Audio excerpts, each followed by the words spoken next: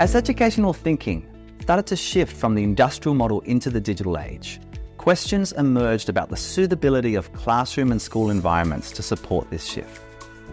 Uniform school designs, modelled on the factory, began to give way to more agile and open learning environments that recognised modern concepts and necessitated new ways of thinking, working and learning. Furniture for these spaces started to evolve too, to include a diverse range of soft and hard surface items. This modern furniture allowed the creation of a rich variety of spaces that afford teachers and students choice, improving student engagement, communication and curiosity, while supporting the flow of learning.